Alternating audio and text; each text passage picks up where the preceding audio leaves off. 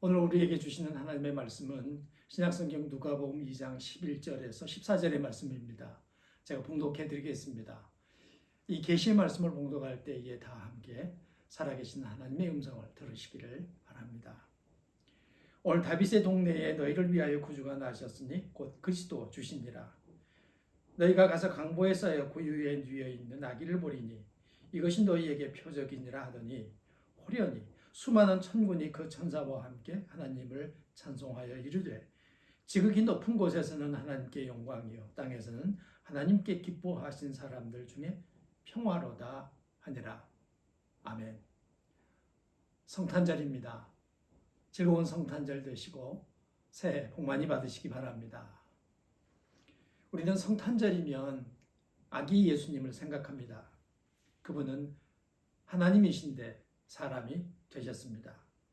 사람이 되어 이 땅에 내려오신 예수님은 왕이시니까 화려하고 아주 아름다운 궁전에 태어나셔야 할 것 같은데 가장 비천한 자리, 말들이 잠을 자는 마구간에 태어나셨습니다. 소위 예수님은 흙수저로 인생을 시작했습니다. 그러나 예수님은 원망하거나 불평하거나 누구를 탓하신 적이 없었습니다. 하나님께 순종하며 기쁘게 살다가 죄인들을 위한 제물이 되어서 십자가에 죽으셨습니다. 이 예수, 말 구유에 누워 계신 예수 그리스도를 보실 때 여러분들은 어떤 생각을 하십니까? 그분은 어떤 분이었습니까? 그분은 순종의 상징이었습니다. 첫사람 아담과 하와는 불순종했습니다. 자신들의 원함과 욕망을 따라 살기 위해 하나님을 거역했습니다. 그 거역이 자신들의 존재감을 확고히 하는 것이라 믿었을 것입니다. 그런데 예수님은 그 길로 가지 않았습니다. 도리어 이렇게 기도합니다. 나의 원대로 마옵시고 아버지의 원대로 되기를 원하나이다. 예수님에게 원함이 없었던 것은 아닙니다. 원함이 있었지만은 하나님의 뜻을 더 중요하게 여겼습니다. 그것이 하나님께 영광이 되고 기쁨이 됐습니다. 어떤 부모가 자식이 먼저 죽는 것을 원하겠습니까? 그것도 모욕당하며 십자가에 매달려 죽임당하는 것을 어떤 부모가 원하겠습니까? 하나님도 많이 괴로워하고 가슴 아파하셨을 것입니다. 그날 이 길만이 죽어가는 사람들을 살리는 길이다 하는 것을 아셨기 때문에 아들 예수를 평화의 아기로 내어놓으셨습니다. 집 나간 사람들을 데려오는 다리를 놓고자 하여 예수님을 십자가에 매다는 것입니다. 아들 예수님은 아들로서 아버지의 계획에 대하여 소상하게 들었을 것이고 그리고 거기에 순종했습니다. 항구적인 평화를 구축하는 것이 이 길 외에는 없다는 것을 예수님이 아셨기 때문에 순종하셨습니다. 무엇보다도 예수님이 순종하실 수 있었던 것은 사실은 죽음으로 인간이 끝나지 않는다는 것을 아셨기 때문일 것입니다. 죽음이라는 관문을 통과하고 나면 또 다른 생명이 기다리고 있다는 것, 또 다른 생이 기다리고 있다는 것을 예수님은 확실히 아셨습니다. 그래서 조금 초라하고 부끄럽게 죽음의 관문을 통과하더라도 다시 살아날 것에 대한 확신을 가져서 십자가를 즐거운 마음으로 오르셨습니다. 여러분, 어쩌면 아들로서 아버지의 결정을 문제 삼을 수도 있었습니다. 그러나 아들 예수님은 아버지의 결정을 전혀 문제 삼지 않으셨습니다. 아시죠? 문제가 될 만한 것도 문제 삼지 않으면 문제가 되지 않습니다. 예수님은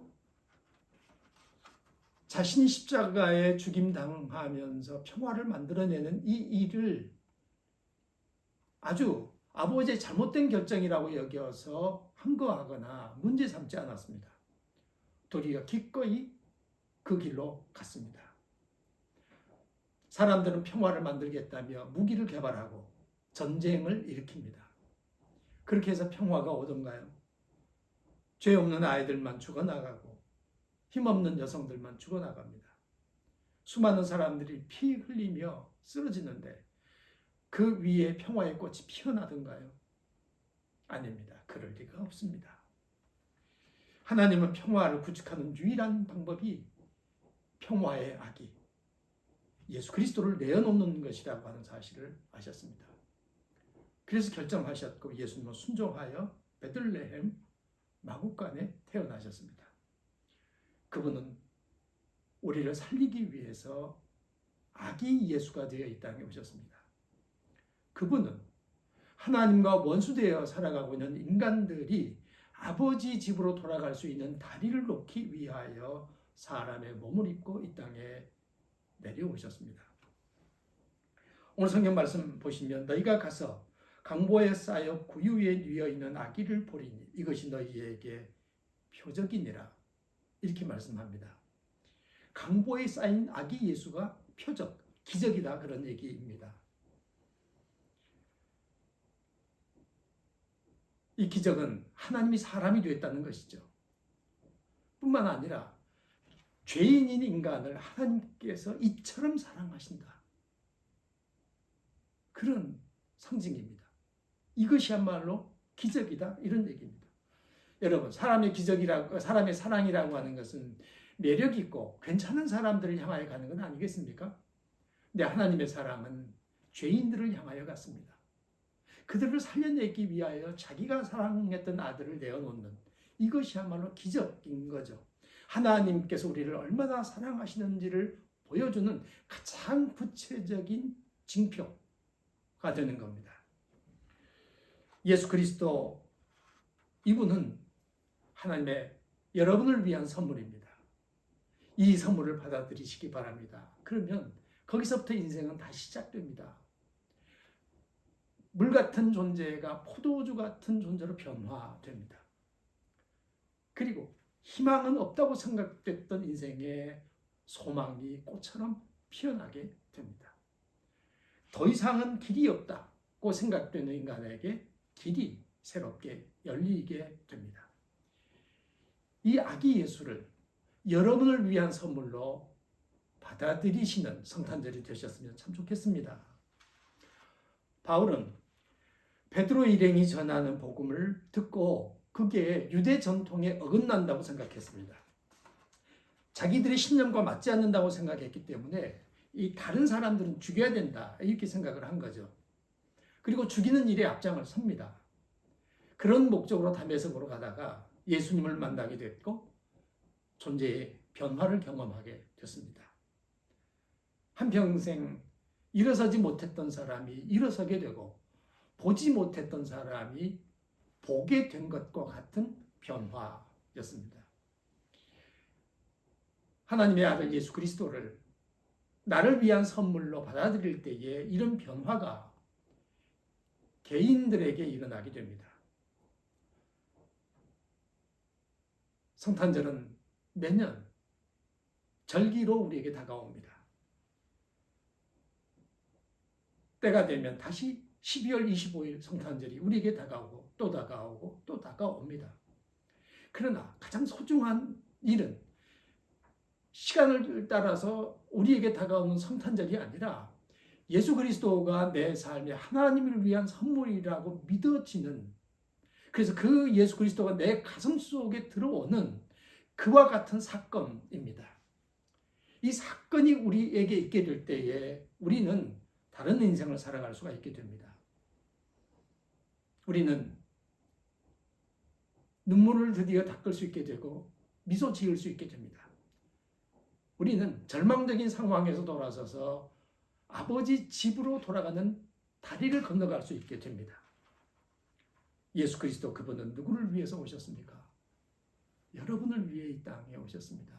그분은 하나님께서 여러분에게 보내신 선물입니다.